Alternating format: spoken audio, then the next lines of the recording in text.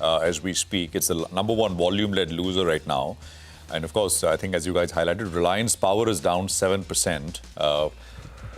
There's regulatory action against the CFO of the company. So look at the volumes there coming down sharply. Tata Communications, we highlighted. Tata of course, had a big up move on Friday, so just giving back some. Reddington is something similar, big move on Friday, giving back a little bit. And I think for something like a Vari also, it's something similar. GK Energy is another one, down about 2% or so, but we're just sort of starting up, and we'll have to give it some more time. Vari is up 9%. Vari is the biggest volume-led gainer on the NSE. So 1,234 is where Vari is at. MCX had a massive move, I think, on Friday or on Thursday. It moved big, some 5-6%. K Fintech, the double upgrade coming in from Citi, 2.5% higher. Silver ETFs are once again making a move, right? So look at Silver Bs, it's up 3%. If you have these up, there is 2-3 of these. HDFC Silver ETF, that is up about 3%. So no stopping. We had a bit of a pullback on Friday, but they are moving up once again. MAPMA India is up 4%. There is SBI Silver ETF, which is also up about 3% or so. So you got moves coming through on many of these names. Tahir Badshah. Not just Kotak, I think UTI Mutual Fund and SBI Mutual Fund have temporarily suspended lump sum investments in silver ETFs. So that continues. Yeah. In silver ETFs? Or silver ETFs. And I don't know. ETF fund of funds? I guess. But that's what Kotak had told us. Yeah, because Nilesh had told us that by law, you can't restrict flows into ETFs. Correct. But fund of funds which invest in turn into ETFs, they've stopped lump sum. So we'll have to just check have to wait by if that is what it is. Fund of fund. Fund of funds, yeah, exactly. It's the fund of fund. Tahir Badshah is with us, Chief Investment Officer at Invesco Mutual Fund. Tahir, great to have you with us here. Good morning. Appreciate it. We are talking about gold and silver. So let's just let me ask you, you're an equities man, out and out, but I don't know if you have any views here. It's just a massive one-way move that we've had. What's your sense, Tahir, from here? So while I'm an equity guy, but over the last 1 year, we've been running a multi-asset fund, and to that extent, I've started to keep a little bit of a tab on gold and silver as well in the more recent months. And by and large, I think we have been constructive, pretty constructive, I would say, over the last 12 odd months since we've been running that fund very actively. And I think we still continue to like the space, but we have to remember that, a lot of the demand in gold, as we all know, has come because of the large elephant in the room, which is basically the central banks. And I think on last count that I probably happened to see, in terms of the reserves position, gold now starts to probably form nearly about 35% of global reserves. And this has moved up from probably more like 10% in the last 3 odd years or so. So there's been a massive amount of, diversification of reserves of key countries, which has happened over the last some years, and that has driven a lot of the gold interest. So I would like to think that this is something which is kind of, reached a reasonably decent proportion. Of course, you can argue that it'll probably go to 40 odd or 50 odd percent. But beyond a point, gold is an asset which is relatively liquid. And while it has its own attraction today, given the global geopolitical and geoeconomic circumstances, but I would like to think that investors probably who are investing in gold, and even for us, likes of us as well, we are moving with an expectation that probably can outperform equities for the near term, maybe Indian equities on the headline index, etc., for about 10, 12, 15 odd percent. That's what probably we are looking forward to from here on, not necessarily the 30, 40 odd percent or 50 odd percent that gold and silver have delivered in the recent past. And between gold and silver, I think our relative preference for silver has been higher in recent times. So Tahir, in your multi-asset fund, what is the holding of gold and silver, and how much are you comfortable holding? How much can that go up to? So we are at about 19, nearly 20 odd percent in gold and silver. That's what we've probably been at for a while, but within which we've changed the composition of gold and silver over the last some months. But by and large, the aggregate number on the precious metals side has been in that vicinity. Would you look to change it from the current 20%, and how has the composition changed internally? We moved a little more towards silver. I think we are now nearly, we were almost virtually everything in gold about a few months back. We're probably now more like 12-8 between gold and silver in our overall allocation by and large. I mean, as per the latest disclosed fact sheet figures. But yes, we have moved our proportion towards silver relatively quickly in the last some time. All right. Hi, Tahir. Good to see Morning. you and good morning. Tahir, but what's the view on the markets? Investors actually have shown quite a lot of maturity, the domestic money at least, because they have been watching, no returns for the last year or so, and yet the flows continue to come in. How are you reading the current market setup? Because ultimately, earnings need to pick up in quarter 3 and quarter 4. Do you think that could be the case and markets could actually start looking up from here on? Well, at a level, I'm reasonably constructive, at least as far as global equities is concerned. I mean, we think US is in a good place, China too is in a good place, primarily driven, of course, by tech, AI, etc. But having said that, I mean, there is still a fair bit of resilience as far as that economy is concerned. There will be certain temporary challenges on account of inflation, but maybe even that too can probably be offset given where oil is, and it's been pretty soft and for the good of all of us, not just the US and China or the other countries. But I think to that extent, therefore, I think, US is quite sorted at this stage from an economic standpoint, and so is probably China. I think from an India standpoint, we have a little bit of struggle for sure. We have already underperformed a fair bit. You mentioned about earnings, and earnings is something which obviously at the end of the day has to materialize, and that is where the rub is. We still are a little languid as far as our earnings momentum is concerned. We probably might get to closer to double digits or early double digits by the March quarter, but this will still be short of market expectations, which are more like somewhere in the 13 to 15% range. So my broader sense is that I think we will probably see the headline indices struggle, but we still are very comfortable. We are still very constructive, at least as far as the broader market in India is concerned, particularly in the mid cap and small cap space. And we continue to probably, ideate. We continue to find opportunities along the way, particularly given some of the recent underperformance in certain parts of the market. So it is still a stock pickers market. I think the best chance for investors to probably generate alpha, get to closer to their target returns, lies through the mid cap and small cap parts of the market. Have you been finding opportunities in that space lately, or in what areas, what segments, Tahir? On and off. I mean, we're not necessarily dried up in terms of investment, opportunities. I think at various points in time, certain sectors do provide that opening. Primarily, it might be at sometimes it has been industrials at certain points in time, parts of industrials, defense, and sometimes it has been real estate at, those again, pockets of the market which have underperformed.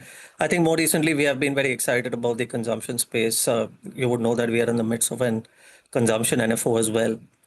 So that's an area which is quite appealing across various sub-segments of that space as well. Basically, I think to us it looks like policy is essentially an important determinant, and generally follow the policy. I think if you follow the policy, you'll follow the money, and probably that is what has happened in the last 3 years. We've looked at how industrials have performed, PSUs have performed at various points in time. Certain specific thematic funds have performed. I think probably we think that the confluence of policy and various other factors is making the consumption space now relatively more attractive. So that is where we are finding incremental opportunities across the space, whether it be consumption retail, consumption tech, it could be autos, it could be, like as I said, real estate, and healthcare, for example, domestic healthcare, and so on. Although in the other areas like defense and all of this, right? I mean, those are areas where there was direct. It's like almost it's industrial policy in that sense, right? Government is spending directly, and the companies, the stocks that you buy are essentially recipients of order wins, awards from the government. In consumption, it's a little indirect. We don't know, so it's a bit more. You don't know where that money is going to go, right? Yeah, but Prashant, if you look at all the policy measures since the start of this calendar year, they've all been consumption positive or consumption pro. Look at it from the point of view of tax cuts in the budget to interest rates cuts to GST now and few other, state-specific measures, plus also the upcoming, eighth pay commission, which gets active from probably 12, 18 months from now. All these are going to be pro-consumption. I mean, of course, if we have to check as to what happens within next some months, particularly after the festive season is over, because that'll be the true test of how consumption holds up. But I think we've seen many more factors coming together that increases the probability. We can never be sure. But I think many more things are in place, not just one factor, but a multitude of factors. And that probably makes the whole thing probabilistically a lot more stronger. Tahir, when the entire industrials, defense, the capex theme, that upcycle started a couple of years back, it was under-owned, there wasn't too much conviction, and therefore you got outsized returns in the stocks. Now, suppose if the next leg of the alpha in the market will come in from consumption, many of these stocks are also very expensive to begin with. So if someone buys a consumption fund, for instance, right now, what kind of returns can they expect? Rima, typically when some of these themes have, found the right confluence of factors, and we have a good starting point probably in terms of valuations, etc. If that mix is all favorable, then generally the first 2-3 years tends to involve a fair degree of re-rating as well, along with recovery in earnings growth. And I think that is where, you probably have maybe significantly higher than average returns. You could probably get past 20%. That's quite possible. We've seen it on several locations in the past on a CAGR basis. And then obviously after which it will trend down to relatively more sedate or probably more like trend growth. But consumption, I think what we've also seen generally over its history is that typically it has been something which has done reasonably well, even without any triggers. I mean, on 7 out of 10 occasions, it has probably beaten the broader market with a decent amount of alpha. So it has its own bit of resilience, but if you are front-ended with a few factors which can probably propel growth significantly, then I think the first 2-3 years could be very rewarding. Okay, all right. Final question, Tahir, before we let you go. You had briefly mentioned autos, I think, and that's a space that's come to life, particularly in the last 2 months or so. And post this GST rationalization, it appears the market is quite hot on it. How do you approach this theme? What do you like, across categories, whether it's the leaders or ones that are making a dent into some of that leadership? So I think there are few pockets that we like. We like, for example, two-wheelers, of course, because that's where we will probably see a larger part of the action, within which we probably like we like the EV players within that segment. We, within the four-wheelers, particularly PVs, we are obviously, there it is about following the formula of follow the model launches and the model pipeline. And I think in that maybe there are a couple of companies which at various points in time do turn attractive versus the other. So that's also something that we like. We are probably not too significantly exposed as far as the CV cycle is concerned, I would say. But maybe there could be some attraction out there. And we have some bit of exposure as far as auto components is also concerned. But I think that is by and large the print as far as autos is concerned. Tahir, great chatting with you this Monday morning. Thank you very much for joining in. You have a good day. Getting back to the markets, the Nifty is now below 25,200, 120 points down. It's still about a 0.5% fall, but it slipped a bit. Tata Motors is now your top loser. After that, you've got ONGC, BEL, Adani Enterprises, Tata Steel. These are the top 5 Nifty losers. Let's talk about KFin Tech, double upgrade. Sudarshan now joins in with the details. Sudarshan. So the stock is currently up almost 3% after Citi has come out with a note upgrading the stock to buy, and target is raised to 1,215 per share, implying an upside of almost 10% from current levels as well. And it says company is well positioned to benefit from robust mutual fund flows and also rising international clients. It will be aided by Ascent's global capabilities and near-term buoyancy that we are expecting in primary markets. Unlike CAMS, KFin benefits from first, lower pressure of telescopic pricing, and second, higher share share of smaller clientele, and it also continues to augment its product capabilities that is driving revenue diversification. But overhang of promoter stake sale persists as per Citi. Right, no, absolutely. Thanks very much, Sud, for that. We just want to put the spotlight on BLS International, which, of course, is the big casualty. Vinny is here with exactly that. Vinny, morning. Hi, good morning. So yes, BLS International, that's ranking in trade today after the Ministry of External Affairs has temporarily restricted the company from participating in India mission tenders. This is for a period of 2 years. Now, India mission tenders accounts to around 12% of the consolidated revenues and 8% in terms of EBITDA. The company has given a clarification, and they are saying that the development does not impact the company's current financials or any ongoing operations in this mission that is there, and the orders will not have a significant bearing on the company's financial outlook. But nonetheless, when you look at it, obviously 12% of their revenues coming from these missions, right, the India mission tenders. So because of that, there could be some pressure. If they do not get any new orders on that front for 2 years, we could see some pressure coming in over there. All right. Thanks very much for that, Vinny. Appreciate it. Well, let's talk about the pharma space. Now, the U.S. Senate has revived the Biosecure Act, a law aimed at cutting ties between American biotech agencies and companies flagged as national security risks. This is expected to create opportunities for Indian pharma and biotech firms in the global supply chains.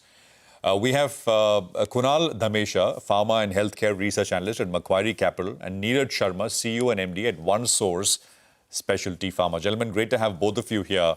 Thank you very much for joining us. Let me, Neeraj, start with you. Prashant, this side. It's good to be speaking to you after a while, Neeraj, once again. And I want to talk about your specific business as well. But then let's just get this Biosecure Act out of the way. One line of, and I'll start with perhaps the pushback that I've heard from some, that the Biosecure Act was part of this National Defense Authorization Act, which is the NDAA, even last year. And in the last minute, it was kind of sort of knocked out from that act. So the skeptical view is don't celebrate yet. So just wanted your thoughts, how you think about this entire issue. Yeah, thank you, Prashant. Thank you for having me here. See, while I hear your skepticism on the act itself, I think we should look much beyond the act, right? It's not what the act says what is important. It is the strategic direction towards supply chain diversification. I think that is what we need to look for. And I think what has happened here is that what this act, whether the first version or the version now, what they have done is basically change the conversation in the American pharma boardrooms. Where the boards have given a very clear direction to the companies to really look at diversifying their supply chains and look at alternatives and to reduce concentration, and dependence on one country. And I think that particular point is really irreversible, whether this act, whatever shape or form it takes or doesn't. Do you think, the other bit is that this is a much more diluted version as compared to what was proposed last year. Do you agree with that, Neeraj? I think, Prashant, while I understand that the tone may be softer, but I think the central essence remains as it is. And I think as a central essence is very clear, which is towards diversification, towards reducing dependence, towards finding alternatives to having too much concentration in one country. I think that essence remains absolutely intact. There has been no change in that direction. Got that. Now, can you run us through, Neeraj, if this sort of were to become law, become an act, both House and Senate pass it? What are the implications? Will American companies have to stop working with sourcing from China? Will they have to divert sourcing to other countries like India? Is that a big shift? How large? Any way to think about the numbers here?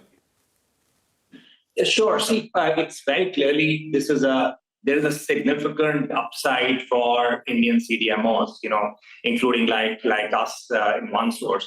Any CDMOs and companies with adequate infrastructure, with the right regulatory strength and the agility to enter into long-term partnerships with global pharma will be beneficiaries, right? Because it's, we have been building capabilities, and while the time, how much time it takes for the companies to really find alternatives, because these are long gestation businesses, it will take some time. But I can tell you, we at OneSource, we have been seeing a significant uptick in RFPs and queries over the last many quarters, and I hear the same from many of our other competitors in this space. So definitely there is an upswing. Definitely there are queries and RFPs coming in.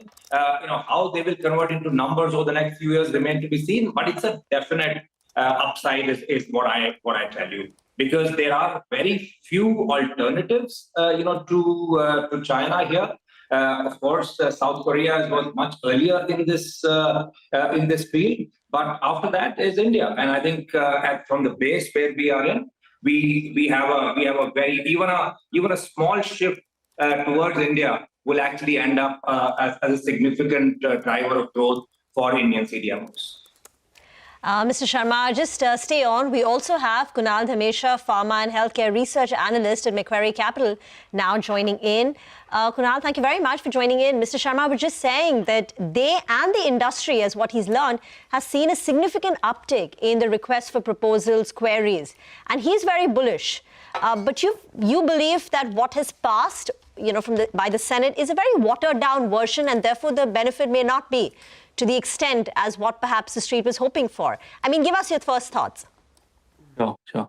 So I would not say, it's a watered down version. I think for Senate and House to kind of basically pass the Biosecure Act, they have made some amendments so that, it doesn't face a lot of opposition.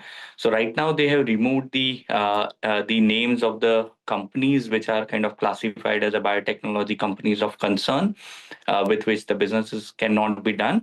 And the current version basically links, the biotechnology companies of concern to another list that is published by the US government, which is called 1260H list, wherein US government lists all the Chinese companies which either are Chinese military companies or they have ties with the Chinese military.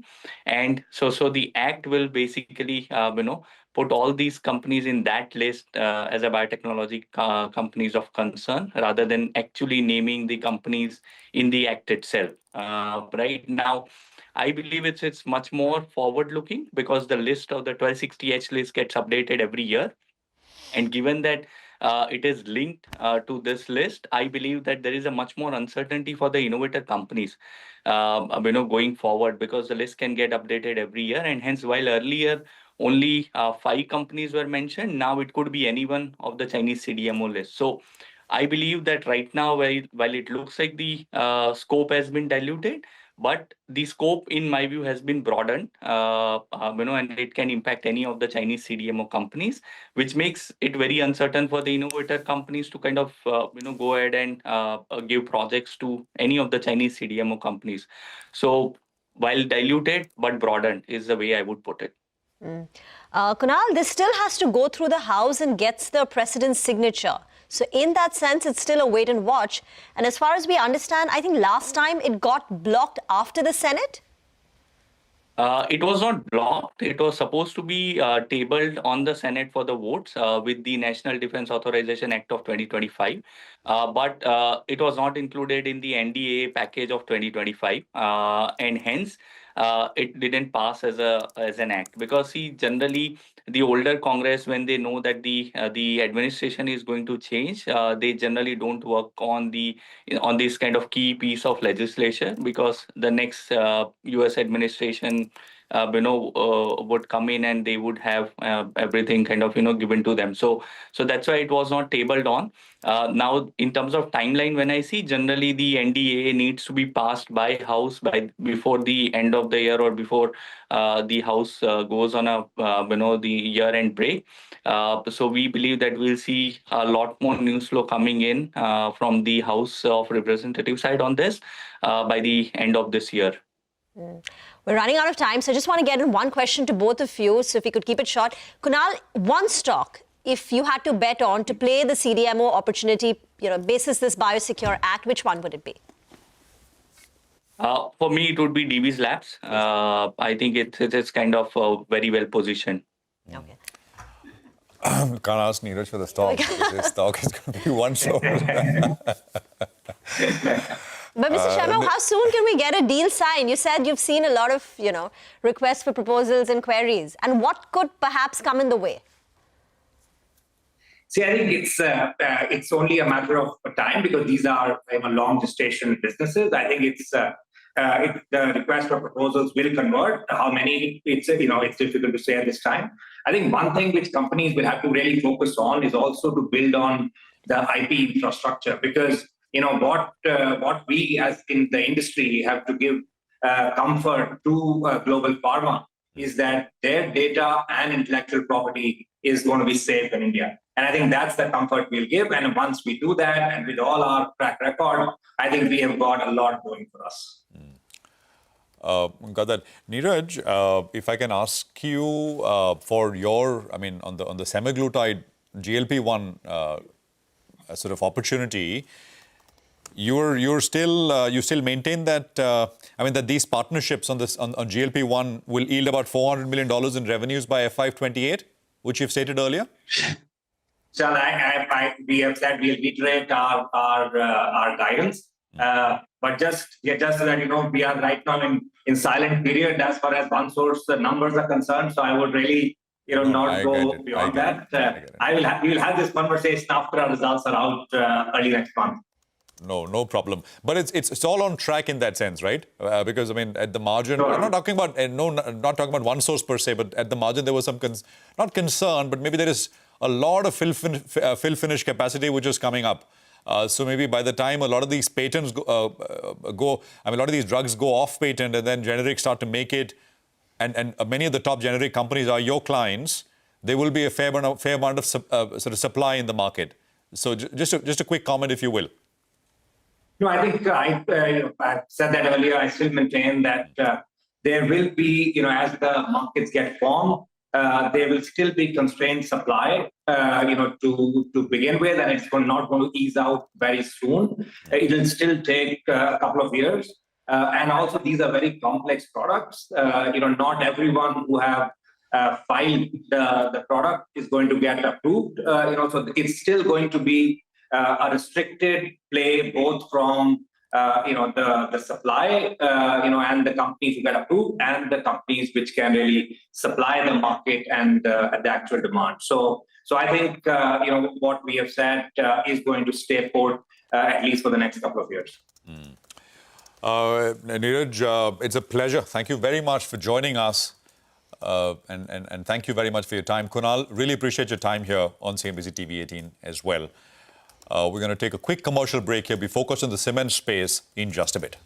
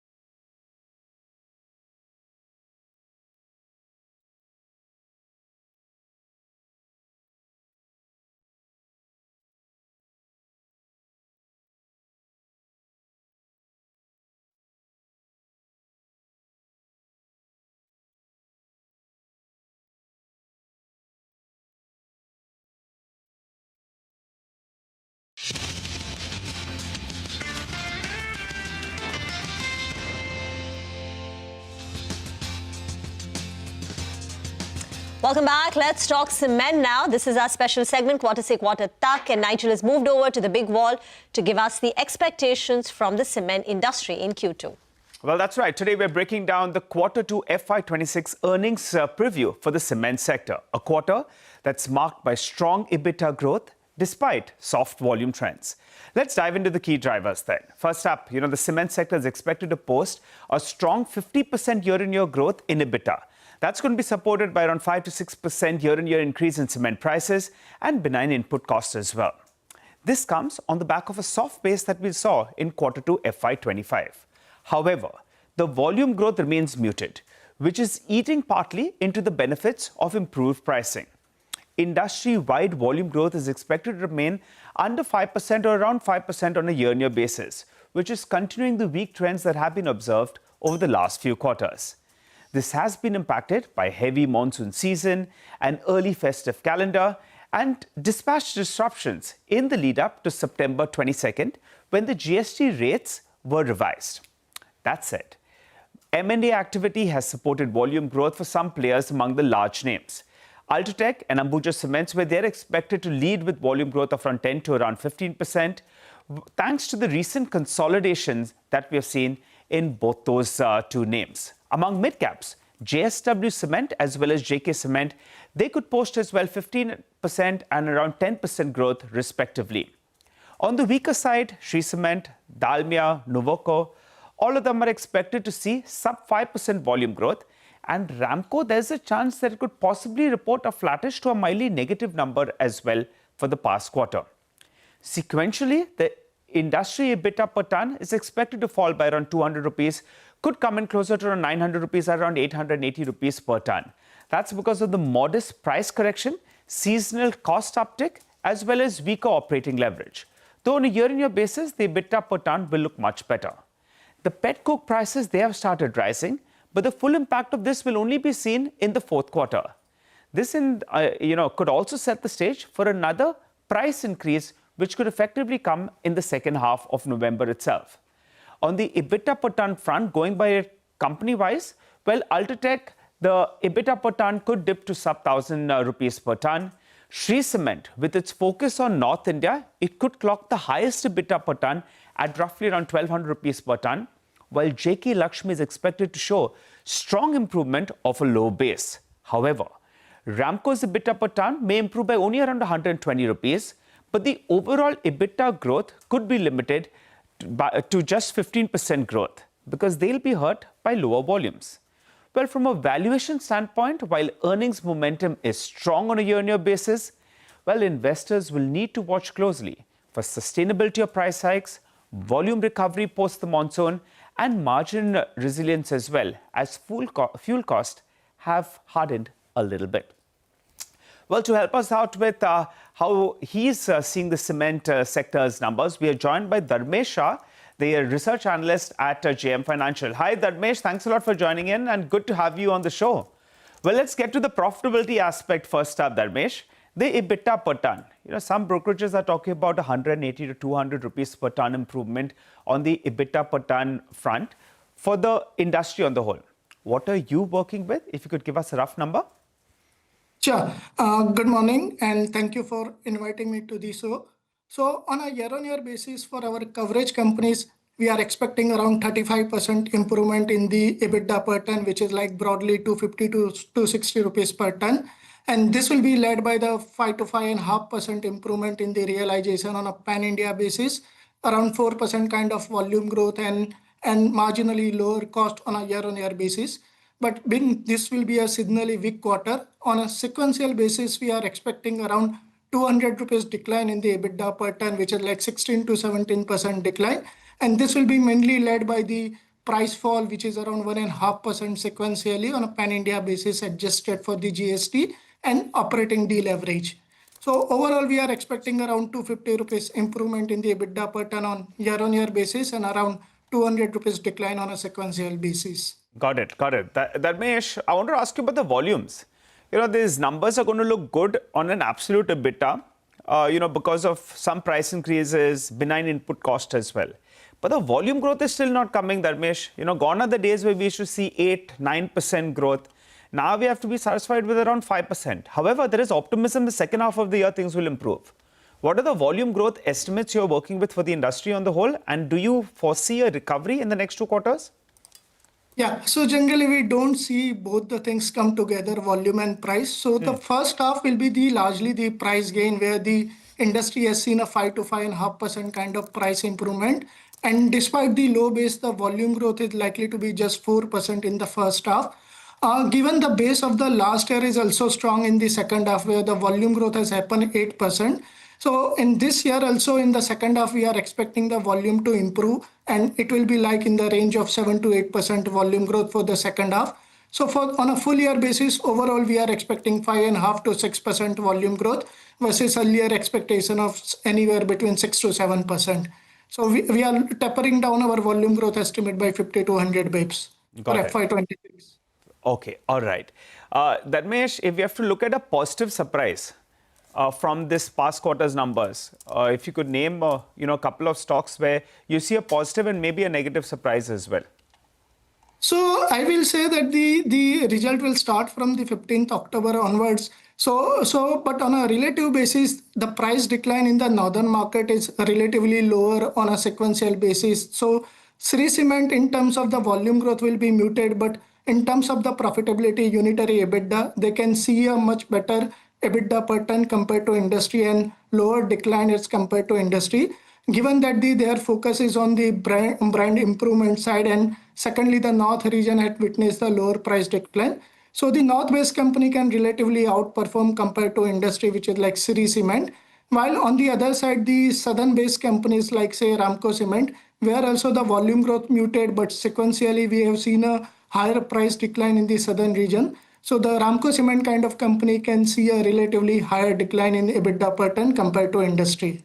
Got it. Okay. So North will continue to do well, and South could lag a little bit just for the past quarter. Wondering about the Ultratech Cement's commentary post the first quarter when they said that they believe South could be the new North, and they went ahead and then did that OFS on India Cements. That discussion for another time. But tell us, what are your top buy ideas and how do you position yourself? Some of these mid-cap companies, if consolidation has to continue, there could be some kind of M&A activity. So would you be staying with the top bosses, the big large cap names, or do you like some of these mid caps as well? So see, this post GST cut rate implementation, and gradually we expecting that the next few months or the next couple of quarters, the industry will focus more towards the volume growth rather than the prices. So we will likely to bet on the large caps only. So we will prefer to go with the companies which are having a pan-India presence and the stronger balance sheet. So in the large cap, we will prefer the Ultratech, while in the mid cap space, we will prefer the JK Cement. And from a consolidation perspective, we believe that the large part of the consolidation is over. So we don't want to play consolidation theme for the next couple of quarters perspective. Okay, all right. And on pricing, since that has been the positive for the last couple of quarters, I spoke about volumes, which are still lagging. But on pricing, at least the prices have held out, and in fact, they're marginally moved up. Even in the monsoon, we didn't see that kind of deterioration in prices. Now, X of this GST adjustment, what is the expectation with regard to pricing year on? Do you think for the remainder of the year, if these prices hold, will be good enough? Or are you factoring in a couple of price hikes as well? So those GST rate cut implementation and second half can also see a good capacity addition. We are not expecting any material price hikes to happen. Rather, if the prices is hold on, that will be also be positive from the industry perspective. So we are expecting if any material price hikes to happen, it can happen only from the starting of the next financial year onwards. And we are not building any material price hikes to happen from here on for the next couple of quarters. And the industry may shift towards the volume side rather than the price improvement. Got it, Dharmesh. Good to have you on the show. I think it's one of the first times that we're getting you. Thanks a lot for joining in and giving us, your take on the cement pack. And we request you to join in once the results start flowing in and give us your first take on that front as well. So that's about the cement pack. Watch out for, good improvement in terms of EBITDA. However, volume uptake needs to come about, and pricing, according to Dharmesh, if it holds steady as well, will be good enough in terms of an outcome. Well, we have Siddharth Rai, who joins us back on the show to help us out with the technical call. Siddharth, good morning. Good to see you in on a Monday morning as always. The markets are down 80, 90 points thereabouts. The good news is at least we're not seeing deeper gashes, and it appears there is some kind of buying at lower levels. What would you do? Would you buy into this dip, or do you believe there is still some bit of a pullback? Hi, Nigel. Good morning, and thanks for having me, first of all. See, if we talk about Nifty, Nigel, since the index is reacting to some unexpected global updates over the weekend, it is very crucial to see how exactly does the index price in this newly found information. So today's session in Nigel is going to be very crucial for the index, specifically in spot 25,200 is the level which we have to watch out for today. Yeah, we've seen the index playing zigzag above and below this level since morning, since opening today. So if the index manages to sustain back about 25,200 today in today's session, we'll be back on track to move towards those big 25,400, 25,450 levels. But on the other hand, if we fail to do so, if the index goes down and around those 25,150, 25,100 region, we can see a quick dip back towards those 24,900, 24,850 levels. So today's level is going to be today's session is going to be very crucial, and 24,200 is the level which we have to watch out for in today's session, because that will decide the move in index going ahead. Thank you very much for that. Let's get Tata Capital's first stick. 330. So wow, that's Chandra. Chandra, Chairman Tata Sons there, along with, of course, Mr. Sabharwal, the CEO of the company. So, I mean, that's saying something, right? Chairman of Tata Sons showing up for the listing of Tata Capital, and 330. It's about 1% higher. So, we should stay on the visuals, and big volumes, huge volumes. Rima. Yeah, but this is the flagship financial services company of Tata Group, and Tata Sons participated in the offer for sale. So it was a very large issue of 15,500 crore, and it also included an offer for sale in which Tata Sons brought down their stake from 88 to about 74%. And Tata Sons chairman Chandrasekhar Chandra, he himself is present at the listing. It had seen an overall subscription of 1.95 times. In that, the retail participation was not gung-ho. It was fully subscribed by the retail 1.1 time, and the opening today is at 330, slightly higher than the 326 in terms of the issue price. This, remember, is India's third largest NBFC in terms of the overall loan book, which stands at about 2.3 lakh crore. It's been growing well at about 37% is the loan book CAGR over the last 3 years. But the net interest margins for the company are lower than peers. And that's because the company's focus is on perhaps lending more on the secure side. So the unsecured book as a percentage of overall retail is lower than the industry at 12%, which is why their NIMs are lower, but the credit profile, the return ratios have also been higher than peers. So it's sort of the approach of the management has been balanced towards risk and reward. And it's a stable opening for Tata Capital. That's the early tick on that. Okay, let's get back to the market technicals. Siddharth, you were giving us the index view. What about stock recommendations? Yeah, sure, Rima. See, I think in this market, we should stay where the momentum is good. So when I say this, we should automatically move towards the autos. And right now, the auto stock which comes in my radar is Bajaj Auto. See, 9,000 was a very crucial level for this stock. For the past 2 days, we've seen a very good move, and it's back above the 9,000 level, and it's showing good momentum. So the move can definitely extend from here. Right now, the spot is trading around 9,056. So Bajaj Auto can be bought. The stop loss will be at 9,015, and our targets being the first target being 9,150, second target being 9,190.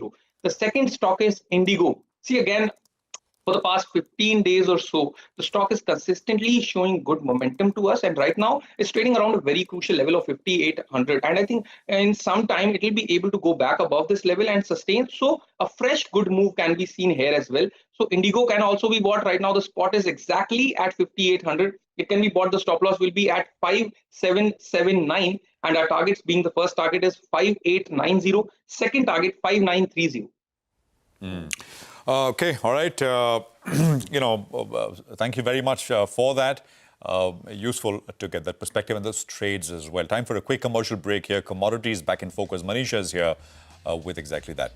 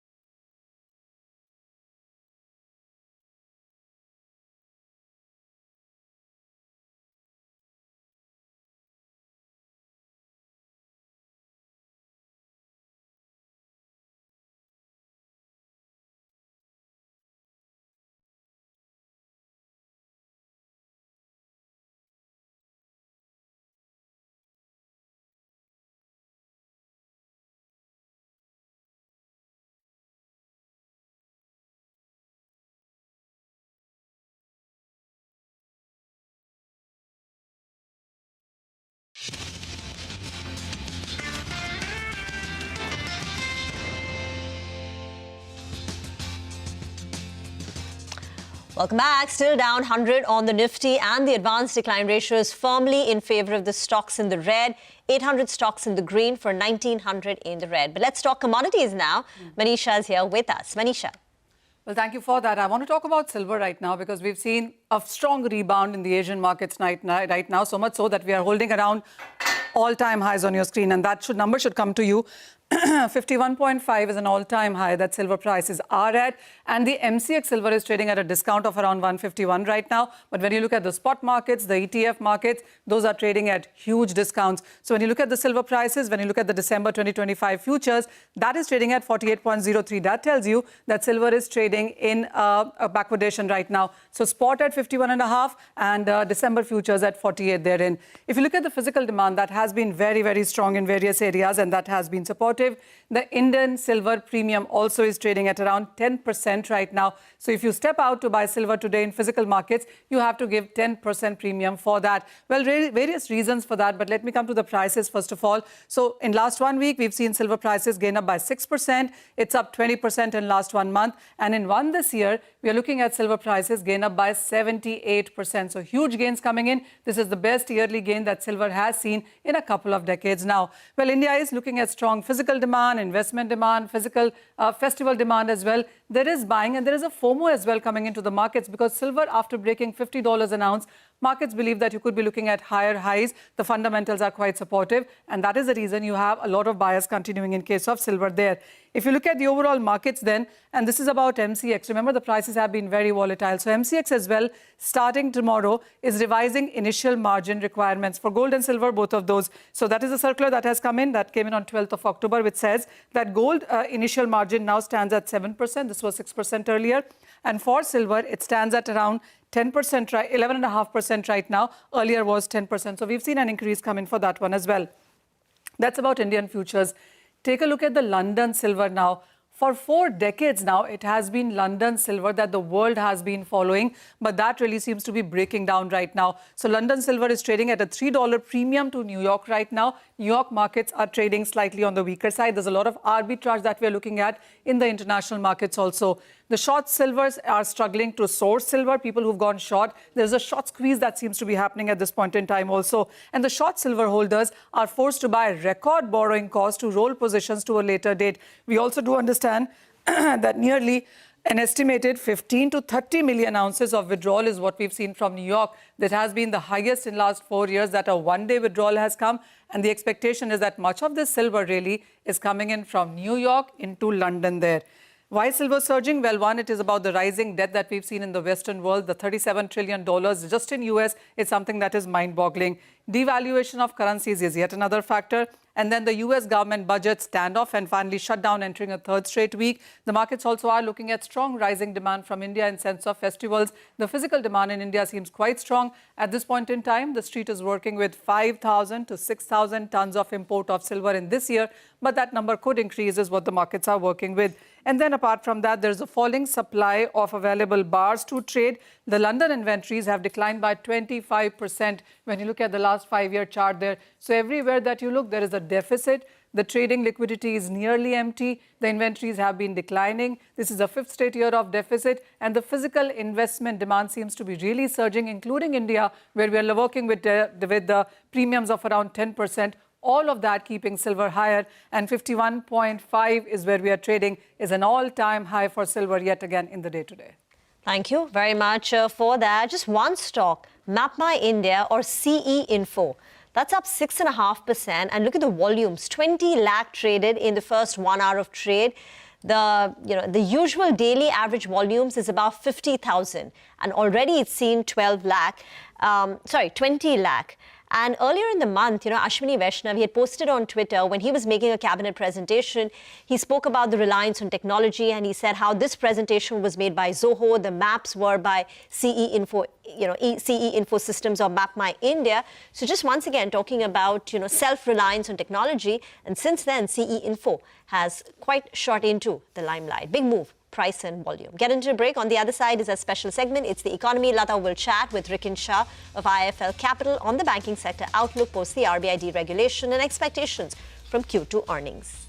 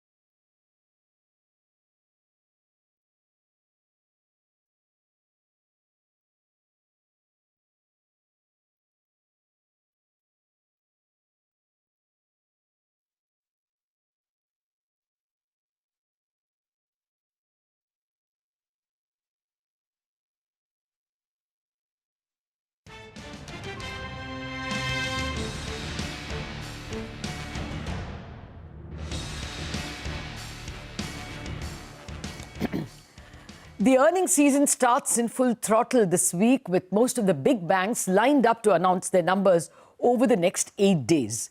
The pre-results announcements show actually better than expected both deposit and loan growth for most of the big banks. The HDFCs, Kotaks, all of them have reported better than expected deposit and loan growth numbers. But markets are going to watch out in the actual results for the margins. And that may continue to shrink because the repo rate cuts pass-through is still underway. The added negative for banks could be that bond prices have fallen and therefore treasury income will not be a very big positive. Separately, of course, the Reserve Bank has announced a bunch of deregulation for banks, or you can call it ease of doing business. We will, of course, ask from bankers what they make of it in their post-results announcements. But to prepare us for the results season and for the year ahead, for the banks, I have with me Rikin Shah, Senior Vice President at IIFL Capital and a master of financial sector. Thank you very much, Rikin, for dropping into our studio itself. Thank you, Lata, for having me over.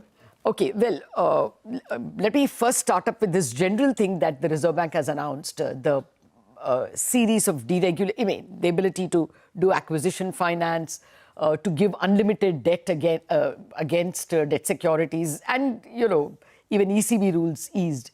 Do you see that as a future rise in loan growth? So, Lata, if we look at the regulations which were announced, which can potentially aid the loan growth, there were a few of them. The first one was they repealed 2016 circular restricting the supply to the large borrowers at the banking system level. The 10,000 crore 10,000 crore cap. But of course, the individual banks will still be governed by their large exposure framework. So this can potentially move some of the credit to the banking sector from the bond market in the longer term. But again, we think that banks are better off focusing on higher yielding retail and SME rather than superiorly higher rated corporates where the pricing is too thin. And as the bond market depends, this is unlikely to change it meaningfully. What about acquisition finance? So the M&A financing is, of course, one of the things as well, which now it is opened up to the banks. We'll have to see which large private banks who are better geared to, cater to this demand as well, especially the likes of ICICI, Kotak, Axis, HDFC, who have multiple financial conglomerate subsidiaries can cater to that. But again, we need to be very clear about the underwriting that you do here, because in the past, in the 2008 and in the earlier periods, we have seen that this can potentially lead to stress for the sector down the road if people go out after the leveraged buyouts, etc. So that's the second one. And the third and the final one is on the no caps on the listed debt securities. I think that's okay. So all in all, slightly positive, but I don't see the demand for the credit to go materially higher. So if I were forecasting 10.5% kind of a banking system loan growth, potentially 11.5 in a longer term, but not a materially significant positive. Okay, I guess we will have to see the appetite of the conglomerates or of the companies who want to do acquisitions. Okay, now let me come to the results itself. The loan growth has surprised you also. Was it positive? Yeah, absolutely. I mean, because if you look at the latest fortnight data available until 19 September, the banking system loan growth was 10.5% YOY. And most of the banks that have reported, they have reported loan growth which has beat our and consensus expectation by 2 to 4 percentage points. So the loan growth has been high. It probably could be due to two reasons. First is in the last fortnight, there was actual acceleration in system credit, potentially led by festive demand or the postponement in buying due to the GST cuts. Or also secondly that not all the banks have reported the business updates, as some other banks like ICICI, SBI, etc. report the numbers. There could be some market share loss in for some of the banks who have not reported so far. Okay. Oh yeah, that's possible. But let's take HDFC in particular, where we saw that mid-single digit loan growth for a whole year, for 4 or 5 quarters. You think that period of adjusting to the HDFC balance sheet is over and now we will start seeing the old HDFC bank again? I mean, still not there. Probably we are still a year away from seeing the balance sheet reverting to the pre-merger balance sheet levels. But clearly the worst in terms of very low loan growth, sharp decline in the margins and any asset quality issues is behind. So we have seen the loan growth accelerating from 3-4% to 8-9% right now. it's still lower than the system. Lower than there, yeah. And I think by next fiscal, when we reach there, they can probably start growing similar to or slightly faster than the system. So FY28, I believe, would be the first year when you'll see HDFC Bank reverting completely back to the pre-merger run rate on most of the financial matrices. Now, if I remember right, that was Shashi Jagdishan's guidance about a couple of quarters during the results that in FY27 we will catch up with the system. But therefore, is it attractively priced because of the past? Yes. So, you know, from our medium to longer term perspective, preferred picks, the ones among the larger private banks which we like is Axis, ICICI and HDFC among the larger private banks and SBI among the PSUs. Of course, in the near term, there are multiple other factors at play as well. And given that you asked about valuations particularly, it is now trading only at 3-4% discount to ICICI right now. I think we are probably at least a year and a half away before we can have a debate whether HDFC should go back to commanding premium versus ICICI. But given where we are, I think the near-term relative outperformance could be kept due to ICICI not doing as well. Okay. What should the investor look at? Perhaps HDFC Bank will not catch up in terms of margins also to its 4% plus scenario. Is a good ROA enough? I mean, if the ROA were to impress above 2, would that be good enough? Yeah, absolutely. So as we speak today, the bank is doing 1.7, 1.8% ROA. There is no doubt or skepticism in our mind whether this can go back to 2% ROA. It will happen over a period of time as erstwhile HDFC Limited's 8.5% bond borrowings come up for maturity and you'll replace them. So that journey is there. I think what you'll see from any investor looking at the stock from a longer term perspective, HDFC has demonstrated that they are gaining sustainable market share gains over a longer period of time on deposit. Loans is a problem in the near term as they are adjusting their balance sheet. But once that is done, I think you will see a decent high-teen earnings CAGR growth trajectory for the bank. Okay. What about mid-cap banks? We have pre-results from RBL and a few others. Did anything stand out for you? I mean, so if we look at the business updates that were out, Karur Vysya, Bandhan and RBL reported loan growth which were anywhere between 1 to 4 percentage point higher than what the consensus was expecting. On the deposit side, it has been generally in line or weaker across most of the banks. Among the mid-sized banks, the one stock which we have liked and we have been recommending to investors is also RBL. Even for near term as well, our estimates are around 10% higher than the consensus. Oh, okay. And the bank is in a fundamental turnaround story wherein the ROAs are likely to improve from 0.5% as we speak today to 1% by exit FY26. There are a couple of other mid-sized banks like KVB, etc., which are also good banking franchise. Okay. You're not impressed by the gold financiers? I mean, there's only one bank which stands out over there. I mean, yes. So a lot of the gold financiers have had the tailwind of the gold prices, and you'll see a lot of them reporting very stellar loan growth backed by the increase in the gold prices. So yes, the growth should be very good for them as well. If I remember right, in RBL, you're saying that that is the only bank which may report rising margins. How will they do that? So yes, Lata. So in this quarter, we are expecting banks to report margins in margin contraction of 5 to 20 basis points. On the lower end of the spectrum, you will have the PSU banks and a few private banks like Kotak, etc. But RBL bucks the trend and should be reporting 3 to 5 basis point higher margin QOQ. The reason why this is happening is mainly because of sharp reductions in the cost of savings account rate. So the last quarter, the cost of savings account rate was 5.8%. This quarter, you'll probably see that coming down closer to 5.4, 5.3. Okay. So any pressures on the loan yield will be more than offset by the lower cost of fund.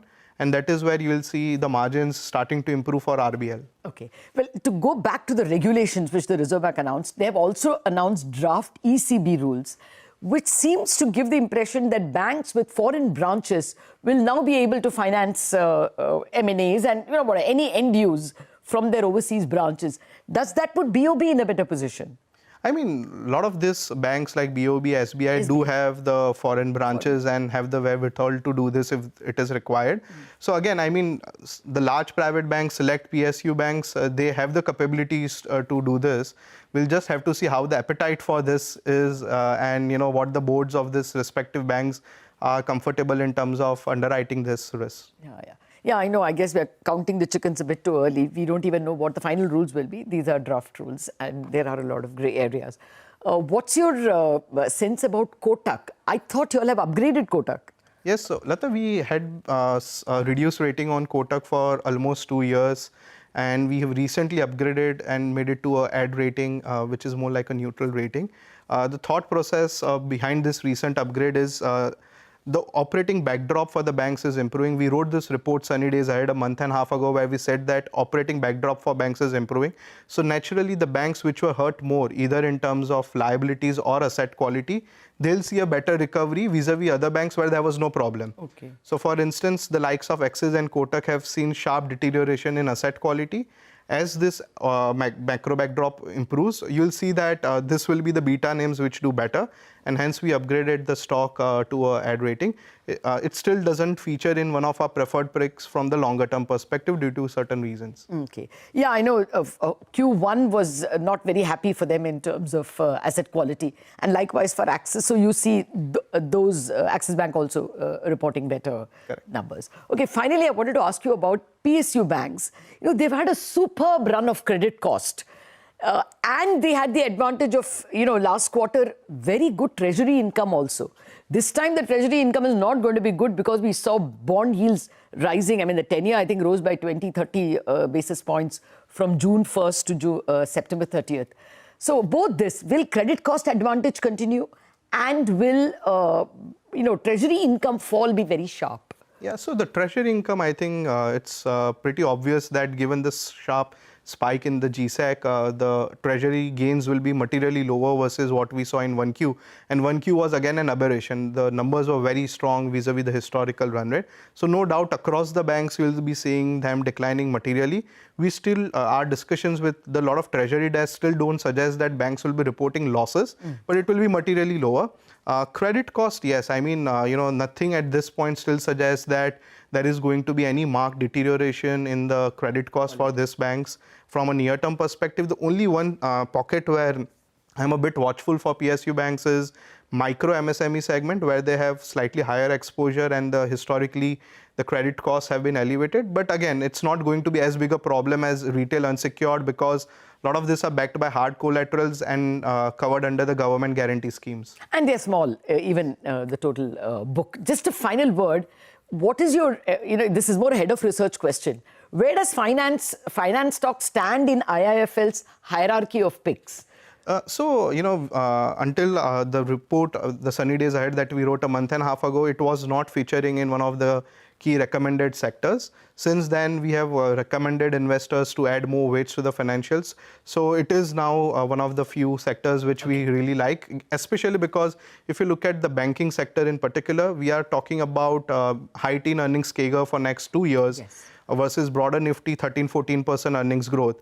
And more specifically, the valuations are far more reasonable, 12 time PE versus 22-23 time. So naturally, it's now one of our recommended. So finance has come up in the hierarchy. Thank you very much, Rikin, for that ending on that optimistic note.